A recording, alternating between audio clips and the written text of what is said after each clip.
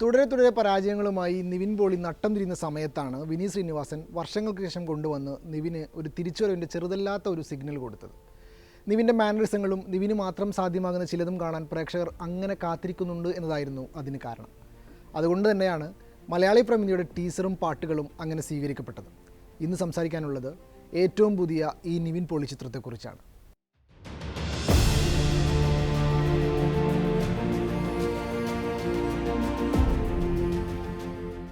സമകാലിക സമൂഹമാധ്യമ ചർച്ചകളിൽ നിരന്തരം കടന്നുവരുന്ന രാഷ്ട്രീയ സാമൂഹിക ചർച്ചകൾക്ക് ഒരു പൊതു സ്വഭാവവും ഘടനയുമുണ്ട്.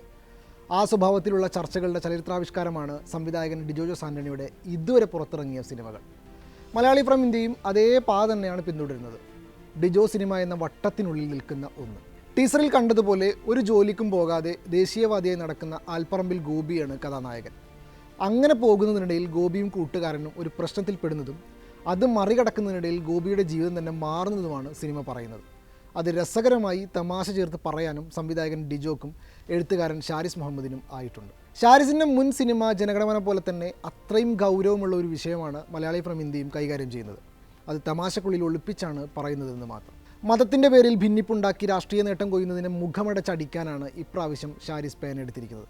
പക്ഷേ അത് പലപ്പോഴും പറയാൻ വേണ്ടി പറഞ്ഞതുപോലെ അനുഭവപ്പെടുന്നുമുണ്ട്. കണ്ടിരിക്കുന്നത് സിനിമയാണെന്നും സ്ക്രീനിൽ അവർ അഭിനയിക്കുന്നതാണെന്നും തോന്നിയാൽ തീരില്ലേ? അങ്ങനെ ഒരു പ്രശ്നം ചിത്രം നല്ലതുപോലെ നേരിടുന്നുണ്ട്. ഉദാഹരണത്തിന് ഗോപി ഒരു അലസനും ഉത്തരവാദിത്തമില്ലാത്ത ആളാണെന്ന് കാണിക്കാനും കൊച്ചു കുട്ടികളുമായി വഴക്കിടുന്ന ഒന്നിലധികം സീനുകളുണ്ട് ചിത്രത്തിൽ. ഞങ്ങൾ ഇനിയും പെട്രോൾ വില കൂട്ടുമെന്ന് ഗോപി ദേഷ്യത്തോടെ പറയുന്നത് അവരോടൊക്കെയാണ്. രാജ്യത്തിൻ്റെ 10 വർഷത്തെ ഭരണവും അതിൽ നമ്മുടെ സമ്പദ് വ്യവസ്ഥ എവിടെ നിൽക്കുന്നുവെന്നും എന്നിട്ടും GDPയുടെ കണക്ക് പറഞ്ഞ് പറ്റിക്കുന്നവരെയും ആക്ഷേപഹാസ്യത്തിലൂടെ കളിയാക്കാനും ഷാരി സിനിമയിൽ ഇടം നൽകിയിട്ടുണ്ട്. പാകിസ്ഥാനിലേക്ക് ടിക്കറ്റ് ബുക്ക് ചെയ്യുന്നവരെ പരിഹസിക്കാനും സ്വർഗം തേടി പോകുന്നവരെയും വെറുതെ വിട്ടിട്ടുമില്ല. അപ്പോൾ നമ്മൾ വിചാരിക്കും ഇതാണ് സിനിമയുടെ യഥാർത്ഥ ത്രെഡെന്ന്. എന്നാൽ ടീസറിൽ ഒന്നും പറയാതെ ഒളിപ്പിച്ചു വെച്ചതാണ് ഡിജോ പറയാൻ വെച്ച യഥാർത്ഥ പൊളിറ്റിക്സ്.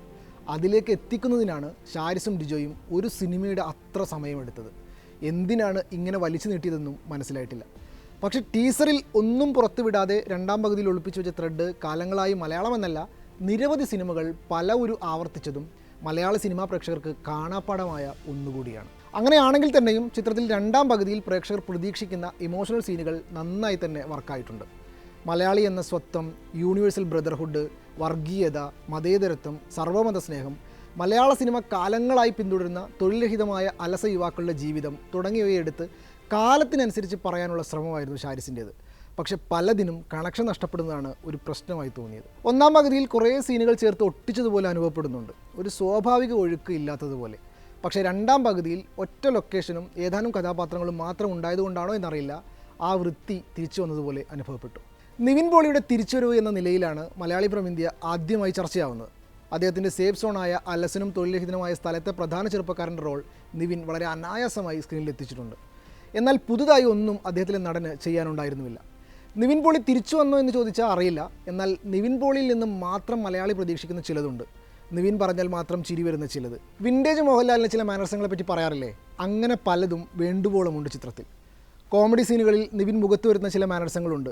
അതുപോലെ ചില കൗണ്ടറുകളിൽ സൗണ്ടിൻ്റെ മോഡുലേഷനിൽ മാറ്റം വരുത്തി പറയുന്നത്, അതൊക്കെ നന്നായി ഇവിടെയും വർക്കായിട്ടുണ്ട്.